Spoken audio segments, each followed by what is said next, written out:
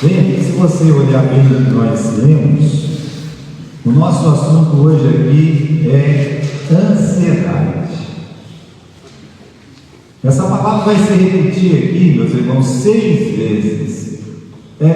De formas diferentes, mas se repete 6 vezes. Por exemplo, no versículo 25, Jesus fala: não andeis ansiosos. Não é? Se você olhar no versículo 27, olha lá, todos os seus cuidados. No versículo 28, já usa uma outra palavra, né? Ansiosos, tá lá? Ansiosos. No versículo 31, vai falar: não andeis inquietos, né? No versículo 34, novamente, não vos aquieteis. Então ele vai subindo o tom numa palavra que ele quer que a gente decore. Quando Jesus repete muito a mesma palavra, quando ele fica batendo na mesma tecla, é igual você, quando fica batendo na mesma tecla, né? Falando o tempo todo a mesma coisa, falando, né? E por que Jesus faz isso? Porque ele sabe da importância desse assunto no Sermão da Montanha. Ele sabe a importância desse assunto na nossa vida. A ansiedade, a inquietação, a solicitude, esse que é chamado de cuidados também. Ele sabe como as pessoas sofrem por isso. E Jesus está dando o Sermão da Montanha, é para bater na gente mesmo. O sermão é para isso, é para chamar a nossa atenção. Sermão é para colocar as coisas no lugar. Sermão, minha mãe me deu um sermão, então você mereceu, né? Não é assim? Então, se Jesus ele faz esse sermão para nós, é porque nós merecemos esse sermão. A gente tem que colocar isso na cabeça. Olha que bondade de Deus descer lá do céu e dar um sermão em nós. Minha mãe vive me dando sermão. Pois eu digo uma coisa: agradeça a Deus que você tem uma mãe, porque tem muito que não tem mãe para dar um sermão. Não tem mãe, não tem pai. E aí, como é que vai fazer? Não é verdade? Então, esse Sermão da Montanha não é para ficar alisando, fazendo cosquinha no nosso ego, dando beijinho na nossa testa, amorzinho. Não. O Sermão da Montanha é para tocar em cada uma das nossas feridas. E uma das nossas feridas, aqui, pastor, mas é nós ou é o ímpio? É só você ler o versículo 32, quando ele fala assim: discerne o vosso Pai Celestial. Então Deus não está falando do ímpio aqui. Jesus ele não está ensinando os perdidos. Jesus ele está tratando com os filhos de Deus. Você se considera um filho do Pai Celestial? Você se considera um filho de Deus?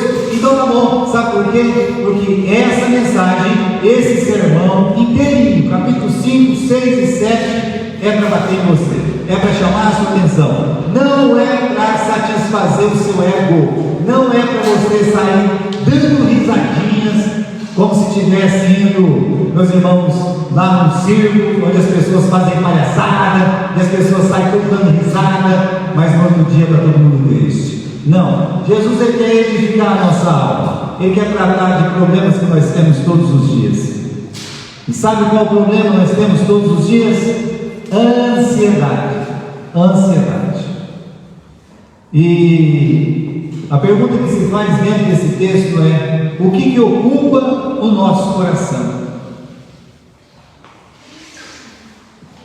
Isso tem tudo a ver com ansiedade, porque a ansiedade tem a ver com aquilo que ocupa o seu coração. Quando o nosso coração é ocupado com aquilo que Jesus chama todas estas coisas. Tem uma palavra aqui de Jesus no capítulo 6, eu quero que você olhe aí, capítulo 6 e versículo 32. Porque todas estas coisas os gentios procuram. Discerne o vosso Pai Celestial bem sabe que vocês precisam de todas estas coisas. Então, o que ocupa o nosso coração? Estas coisas.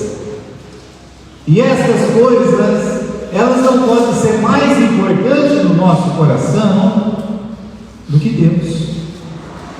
É isso que ele vai dizer para a gente. Ele vai colocar aqui para nós um dilema. Ele vai colocar gente contra a parede. Ele está dizendo aqui: olha, você vai ter que escolher se estas coisas ocupam o seu coração, ou versículo 33, ou você vai preferir buscar o reino de Deus.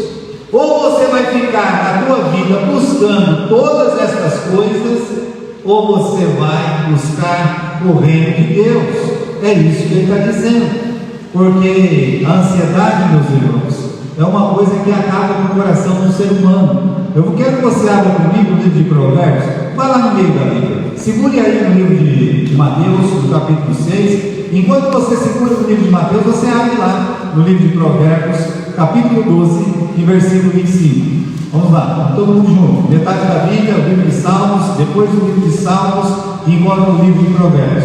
Veja só como a ansiedade não é uma coisa que presta.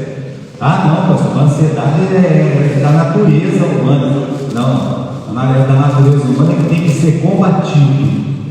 Então aqui, capítulo 12, versículo 25. A ansiedade do coração deixa o homem destruído. Você consegue ler aí comigo? É isso que está escrito aí. A ansiedade do coração deixa o homem destruído ou abatido, deixa o homem quebrado. Deus está falando aqui que um coração ansioso significa que nós seremos destruídos, abatidos. Ele está dizendo isso, Deus está dizendo isso, mas uma boa palavra alegra, porque causa, meus irmãos, ansiedade. Vai fazendo com que uma pessoa morra por dentro, se entristeça completamente, fique muito nervoso, não consiga fazer as coisas que prestam. Olha, imagine uma pessoa ansiosa que permite que a ansiedade ela domine o seu coração. Ela fica cansada, a pessoa fica fatigada, cansada, sabe? Ela fica aí com vários outros sintomas, desesperança, sabe? Fica desacreditando da vida, porque está lá toda desesperançada. E você tem um exemplo na Bíblia, que Jesus olha para Marta e fala: Marta, você está tão ansiosa, Marta. A única coisa que ocupava a mente da Marta é que ela queria ter uma casa limpa, ela tinha mania de limpeza. E tem hora que você não vai conseguir deixar a casa limpa. Olha, a casa limpa é uma maravilha, sabe? É até bom, você tem esse hábito, Deus te abençoa, louvado seja Deus, continue assim, parabéns, 1000% para você, né? Só que essas pessoas que ninguém pode sujar a casa deles, é que nem um pastor, ele foi visitar uma família, né? E não sou eu não, tá? Porque é uma família lá de São Paulo. Aí chegou lá na casa do sujeito e falou assim: olha, na minha casa ninguém é de sapato, né? Todo mundo tinha que ficar descalço na casa dele, não sei o que, né? Aí, coitadinho, tinha um boneco que era meio baguncentinho, que era meio atrapalhadinho, né? Coitado, né? Então, assim, aquela pessoa que era dona da casa, ela ficava aflita o tempo todo, ela ficava nervosa o tempo todo, ela ficava assim, aborrecida o tempo todo. Por quê? Alguém vai sujar o meu tapete, entendeu? Por causa de um tapete, a pessoa não vai ficar o dia todo nervoso, atrapalhado, cansado, fadigado, né? Enquanto a visita não for embora, ela está lá se acabando, se destruindo. Sujou o tapete, compra outro, joga fora, né? Estragou, joga fora. Vai fazer o quê? Né? A gente não quer que estrague, obrigado. Vê bem, conversando com o senhor uma vez, ele diz: olha, eu não tenho prazer na minha casa. Por que você não tem prazer na sua casa? Eu não posso pegar um café e um pedaço de pão e comer na sala, porque eu não posso pisar no tapete da minha casa. Calma, a casa é dele, né? Ele não pode pisar no tapete da casa dele. Mas sabe por quê? Porque aí você está uma pessoa muito ansiosa do lado. Porque um tapete vale mais do que um marido. Ou um tapete vale mais do que uma esposa. Ou um carro vale mais do que uma esposa. Então, nós estamos falando disso hoje. Nós estamos falando de coisas que ocupam o coração e destroem a pessoa. Eu, quando eu estava lá em Galha, uma vez, um Monza bonito, sabe? Meu Monza era bonito, né? Não tive muita sorte, né? Não posso falar de sorte, porque não acredito nisso, né? mas Deus queria me ensinar algumas coisas. Comprei um gás todo novinho, novo assim, sabe? Era velho, tinha uns 15 anos carro. Mas para mim era novo, eu nunca tinha tido um carro daquele, né? Não tinha um risco. Novo. Estou descendo aquela morra aqui de Veracruz, saiu tipo um cachorro, tamanho de bezerro, né? Saiu do guarda-reio assim, deu tempo de frear, já bateu, já acabou com o aeroporto, né? Então eu cheguei tão triste no carro, nem peguei o carro, fui visitar minha sogra, e daqui a pouco deixei o carro lá, o Felipe com a Maria Calara começou a lavar o carro, com a buchinha, lado verde, estava a buchinha do lado verde, né? Aí eu cheguei assim, eu olhei assim no chão, estava tudo vinho no chão, né? Eu falei, o que está acontecendo aqui? Nós estamos lavando o carro, pai, aqui, lavando o carro, vocês estão acabando com o meu carro, não estão lavando o carro não, vocês estão acabando com o meu carro, né? Mas eles eram tudo petitiquinho assim, sabe? Como é que vai brigar? É mais ou menos assim, sabe? Então, a ansiedade faz isso, faz você não querer comer, não querer dormir. E Jesus está dando um conselho aí no versículo 25. Leia comigo aí no versículo 25. O conselho de Jesus é esse, né? O conselho de Jesus é esse aí. Ele está dizendo assim, ó, não andeis ansiosos. Agora, ele fala quanto à vossa vida, pelo que haveis de comer, pelo que haveis de beber e também pelo que haveis de vestir. Então o conselho de Jesus é, olha, eu não quero que vocês andem ansiosos. Sabe por quê? Porque a ansiedade consome a nossa vida, como nós lemos lá no livro de Provérbios, né? E, meus irmãos, a preocupação com as coisas sempre leva o homem a dois extremos. Aqui no capítulo 6 de Mateus, qual que é o extremo? Eu vou passar fome, comer, o que eu vou comer, o que eu vou beber, o que eu vou vestir. Aqui no capítulo 6, o extremo é a pessoa achar que vai faltar as coisas para ela. Então tem gente que é assim, pensa que vai faltar as coisas, né? O que eu vou comer, o que eu vou beber, o que eu vou vestir. Não, às vezes a pessoa tem comida, mas ela pensa que ela tem o que beber, tem água. Olha, vai ter um problema aí no encanamento, já fica toda nervosa. Às vezes a pessoa já tem roupa, mas o que eu vou vestir domingo à noite para ir para o culto? Meu amigo, você só tem que estar vestido. Só isso. Você só tem que estar vestido. Mas aí se torna o que eu vou comer, o que eu vou beber, o que eu vou vestir. No livro de Lucas, no capítulo 12, há um outro extremo dos cuidados deste mundo. Olha que interessante. Lucas capítulo 12, versículo 13. Mestre, diz a meu irmão que reparta comigo a herança. E lhe disse, homem, quem me pôs por juiz o repartidor entre vós? Guardai-vos da avareza, porque a vida de qualquer pessoa não consiste na abundância do que possui. E propôs uma parábola dizendo, a herança do homem rico tinha produzido com abundância, e ele arrazoava consigo, dizendo, o que eu vou fazer? Eu não tenho onde recolher meus frutos. E disse, eu vou fazer isso, derrubarei os meus celeiros, vou edificar maiores, vou recolher todas as minhas novidades, os meus bens. Eu vou dizer minha alma, alma, tens em depósito bens para muitos anos, descansa, você come, você bebe, você folga.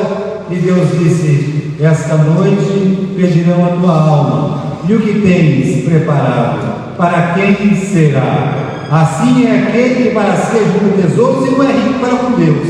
E disse aos seus discípulos, portanto vos digo, não andais ansiosos pela vossa vida. É o outro extremo. Esse homem já era muito rico, ele era podre de rico. O que aconteceu? A fazenda dele, meus irmãos, produziu 100 por 1. E ele não tinha onde guardar. Ele disse, não, eu tenho que colocar em algum lugar, eu vou fazer novos celeiros, eu vou dizer para minha alma, come, bebe, cobra, descansa, né? Regala-te, eu tenho que ficar mais rico, eu não posso perder. E aí, de noite, ele é chamado porque ele vai morrer. E Jesus diz, o que tens preparado para quem será? Versículo 22, Jesus diz, não estejais ansiosos pela vossa vida. O capítulo 6 de Mateus é uma pessoa que tem medo de não ter as coisas. O capítulo 12 de Lucas é uma pessoa que já tem de tudo, e ele tem medo de perder o tudo que ele tem, ou ele tem medo de não ficar mais rico ainda. Ou seja, a preocupação te leva a esses dois extremos. Eu vou passar fome, ou eu tenho que trabalhar muito, senão não vou ser ninguém na vida. Nenhuma das coisas é boa. Eu vou falar uma coisa para vocês. O diabo tanto faz. Se você é ansioso porque pensa que vai passar fome, ou se você é ansioso porque você é rico. O diabo tanto faz. Por quê? Porque o teu coração já está ocupado com as coisas deste mundo, seja por falta ou seja por abundância. Então o diabo está batendo palma do mesmo jeito. Se você não tem tempo para Deus, se você é rico, então, olha só, ou se você não tem tempo, pelo menos você quer ficar rico, aprenda isso, o diabo está contente. Agora, se você não tem tempo para Deus, você tem medo de ficar pobre, você sabe que, eu vou viver na miséria, então o diabo está contente do mesmo jeito. Por quê? Porque o teu coração não está ocupado com Deus, o teu coração está ocupado com as coisas deste mundo. Este que é o grande problema. Agora, irmãos, nos chama a atenção o que Jesus faz dessa consideração simples no versículo 25. Vamos voltar lá? Eu falei para vocês ficarem em Mateus, segurar comigo. Jesus disse assim, duas considerações. A primeira consideração é a seguinte, no versículo 25: não é a vida mais do que o mantimento, não é o corpo mais do que o vestuário. Então a primeira consideração, não é a vida mais do que a comida. Segunda consideração, não é o corpo mais do que o vestuário. O que Jesus está querendo dizer com essa primeira colocação? Está na hora de trocar correia. O carro sempre avisa que vai quebrar, a gente não presta atenção. Veja só, o que é mais difícil criar? Vida ou comida? O homem não é capaz de criar vida. Quem cria vida é Deus. Mas e comida? Ele pode plantar, Deus falou, ele pode plantar, não é verdade? Agora, o que Jesus quer dizer é o seguinte: se quem fez a vida do nada e criou o homem do barro, criou a mulher a partir da costela de Adão, quem Deus soprou lá nas narinas e deu vida, você acha que uma pessoa que criou vida não pode te dar o de comer? O mais difícil ele já fez. A mesma coisa que na segunda ponderação, não é o corpo mais do que o vestuário. Deus que criou o seu corpo. Veja, irmãos, os japoneses é cheio de querer criar robô, sabe? Gosta, nunca vi povo para gostar de robô, é que nem japonês. Eu me lembro que alguns anos atrás eles tinham inventado um robô que conseguiu pegar um copinho de cristal. É um mosteiro, sabe? Um negócio feio, dói. Não tinha cara nada, era um bicho, né? Aí ele vai quebrar. Aí levantou o copo a japonesada que deu pulo, parabéns para nós. Aí Deus cria uma criancinha menor do que você, vai lá com as mãozinhas dele, pega o copinho, de cristal, de qualquer coisa. Olha, se Deus criou o corpo, você acha que Ele não pode dar roupa para você? A gente esquece o que Deus faz, a gente se esquece do poder de Deus. Quem que vestiu Adão e Eva? O próprio Deus. Meus irmãos, qual é a razão que Jesus nos dá para a gente não ficar preocupado? A primeira razão, olha para cima, versículo 26, olhem para as aves do céu. A segunda razão está no versículo 28, que ele fala assim: olha para os lírios do campo. Muito bem, então a primeira razão aqui, olha para os pássaros. Jesus está dizendo assim: eles não semeiam, eles não colhem, eles não ajuntam em celeiro, Você não vê passarinho fazendo isso. Eles construíram um celeiro. E você não vê os passarinhos plantando. Você não vê os passarinhos colhendo. Não, eles vão lá, pegam lá um negocinho, comem e tal. Mas para eles é fácil. Não, calma lá, Deus criou eles. Jesus está dizendo, os pássaros não morrem de fome. E foi Deus que criou. O que Jesus diz aqui no final do versículo 26, eu quero que você preste atenção nisso, é que você vale muito mais do que um passarinho. Jesus não morreu para salvar passarinho, e nem as baleias. Jesus, ele morreu para salvar o homem. Nós homens, seres humanos.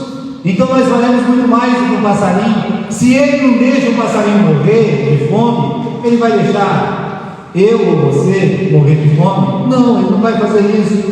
Olha as flores no versículo 28. E quanto ao vestuário, por que andais ansiosos? Olhai para os lírios do campo, eles crescem, não trabalham, não viam.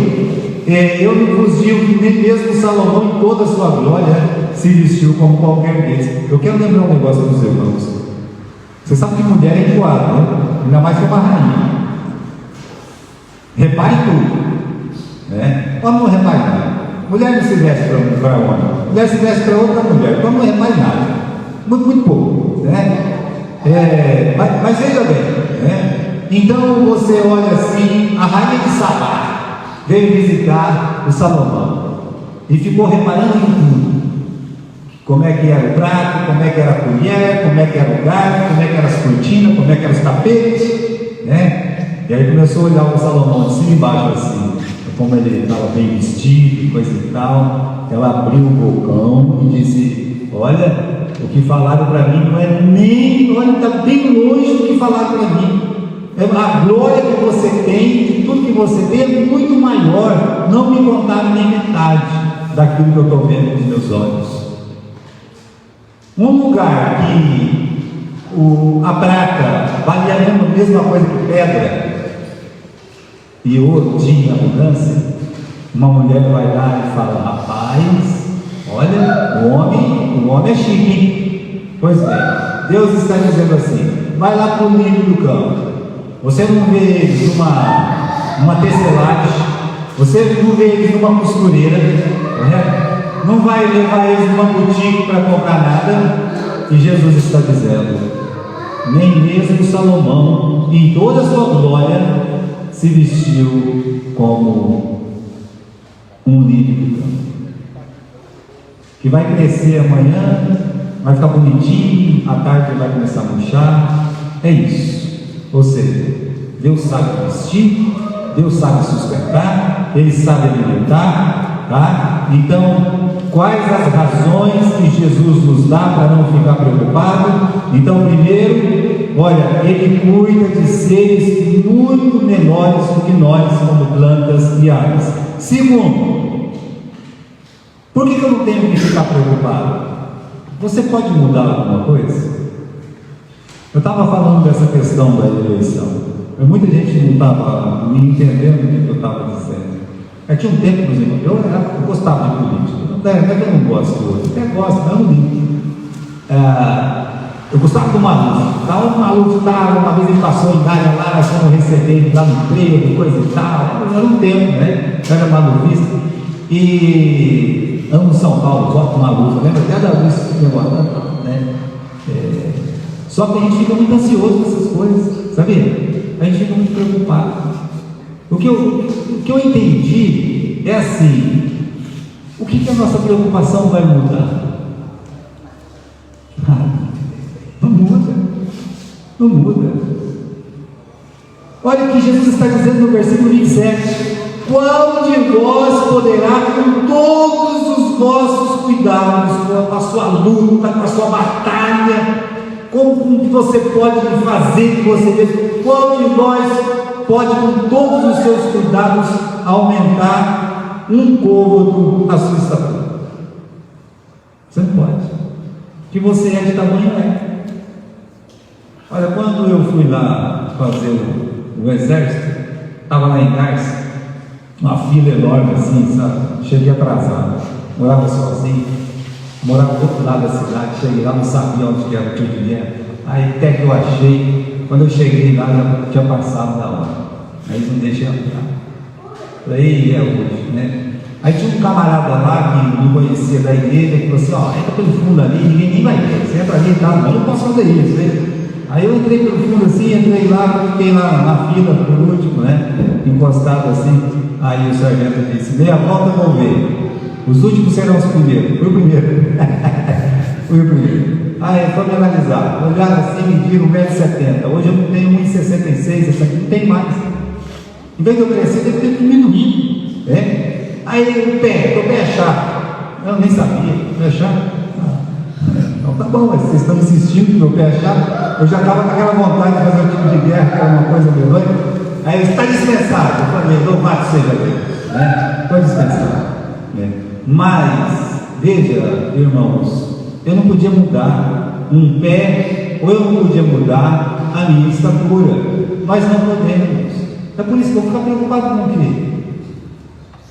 O terceiro motivo, e o mais importante, está no versículo 32. Pastor, por que eu não preciso ficar preocupado?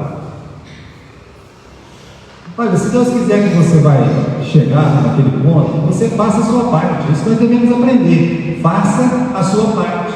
Está mandando aqui não trabalhar, pastor? Não. Deus não gosta de vagabundo, não. Né? Deus não gosta de gente à toa. Jamais. Do jeito que está falando aí, eu não vou nem trabalhar. Trabalho. Quem não trabalha não deve comer, a palavra de Deus diz. Né? Então, não é isso que Deus está dizendo. Deus está dizendo que algumas pessoas às vezes ocupam todo o seu tempo e esquece dele. É isso que ele não quer. Agora, o versículo 32 tem uma lição espiritual profunda. O que está escrito aí? Porque todas estas coisas os gentios procuram, e com certeza o vosso Pai Celestial bem sabe que vocês precisam de todas estas coisas. Deus sabe que você precisa comer, que você precisa beber e que você precisa vestir. Deus sabe. E Ele vai preparar para você. Ele não vai deixar você sem.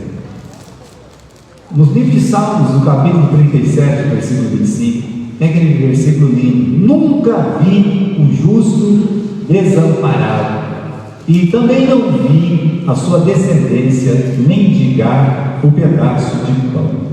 Então Deus, Ele sabe o que nós precisamos, e por isso nós não temos, meus irmãos, motivos de ficar preocupados. Mas é por que nós ficamos, né, tão ansiosos? Então, pastor, se Deus está mandando a gente não ficar, eu entendo isso. Mas agora, pastor, eu quero que o senhor me fale, por que eu fico? Por que nós ficamos tão ansiosos? A resposta está no versículo 30, lá no final, no versículo 30, e ele diz assim: não vos vestirá muito mais a vós, homens de pouca fé. Então, a ansiedade, por qualquer motivo, é consequência de uma fé pequena.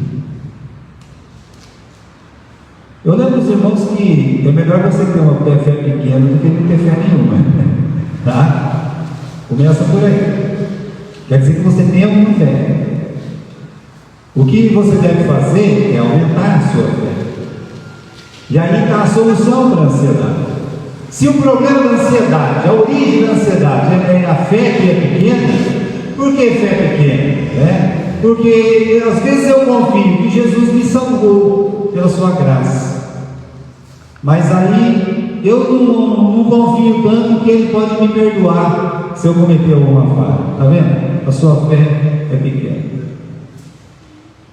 Eu confio que Jesus, Ele me ama, está escrito lá na palavra, né? Mas que, olha, Ele não é capaz de me amar sempre. Parece que tem momentos na minha vida que eu vejo que Jesus não me ama, porque Ele parece que me abandonou, que me deixou sozinho. Então a sua fé aumenta ou diminui de acordo com aquilo que você pensa sobre Deus e sobre as promessas de Deus. Eu vou repetir: a sua fé, ou ela aumenta ou ela diminui, de acordo com aquilo que você pensa de Deus ou das promessas de Deus. Então, quanto mais você crê no que Deus é e nas promessas que Ele fez, mais a sua fé aumenta. E quanto menos você crê que Deus Ele é tão poderoso assim, e que Ele tem promessas e você duvida das promessas, aí a sua fé vai ser pequena. Então, fé pequena é duvidar das promessas de Deus. Isso é fé pequena. Como é que eu posso aumentar a minha fé? Primeiro, você tem que conhecer melhor a Jesus. Lendo a Bíblia. É por isso que eu gosto de ler capítulo por capítulo.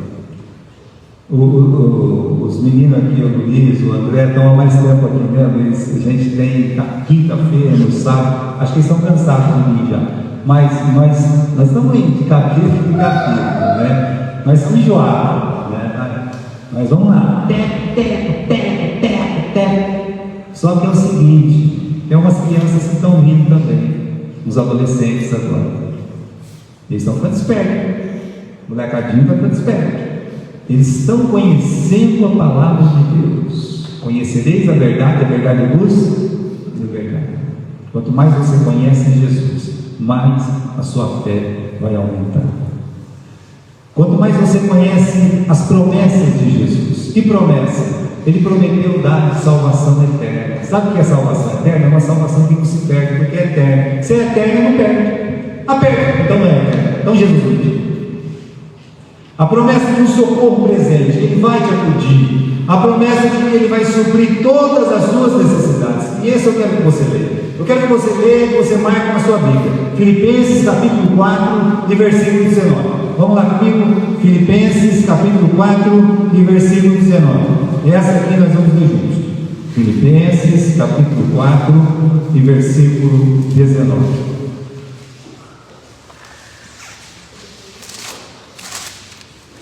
O meu Deus, Paulo está dizendo, porém, segundo as suas riquezas, não é assim, nosso Deus não é pobre, tá? Nosso Deus não é um Deus miserável, está dizendo que o nosso Deus, segundo as suas riquezas, Ele vai fazer o seguinte, né? Suprirá todas as vossas necessidades em glória por Cristo. Você consegue ler isso e entender?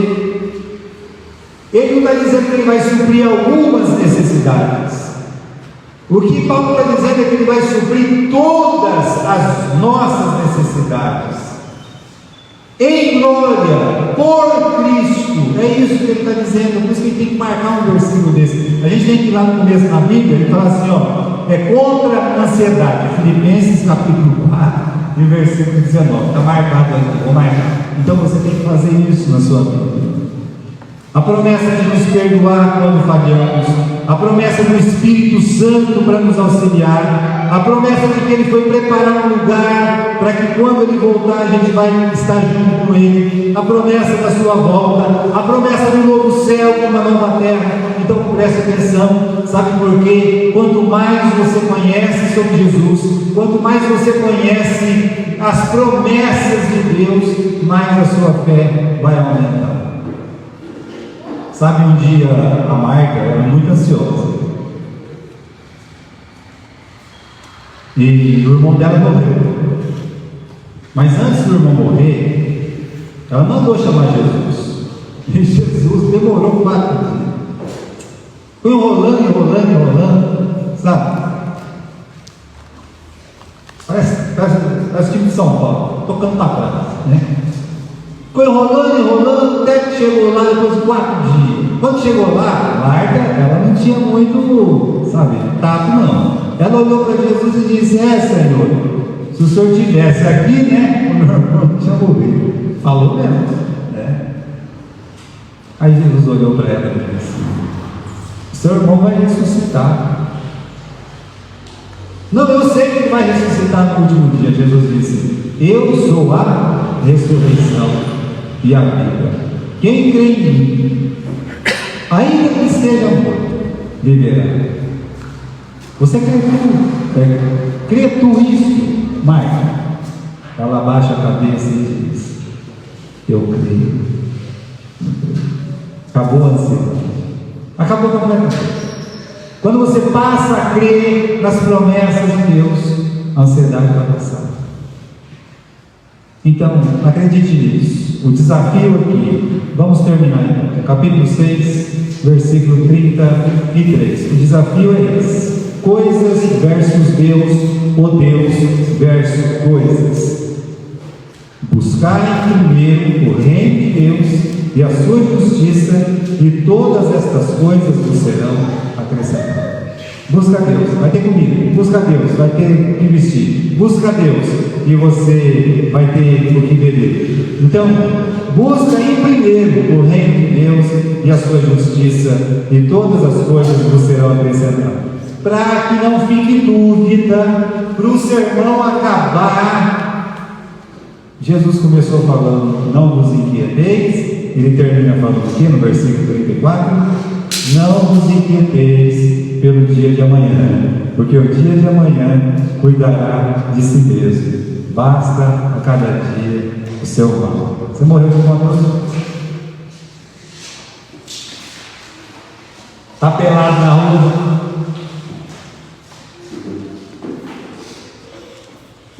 É isso. Deus, Ele cuida de nós. Lançando sobre Ele toda a vossa ansiedade, diz Pedro, porque Ele tem cuidado de vós. Lança sobre Jesus toda a vossa ansiedade, e Ele vai cuidar de nós. Amém?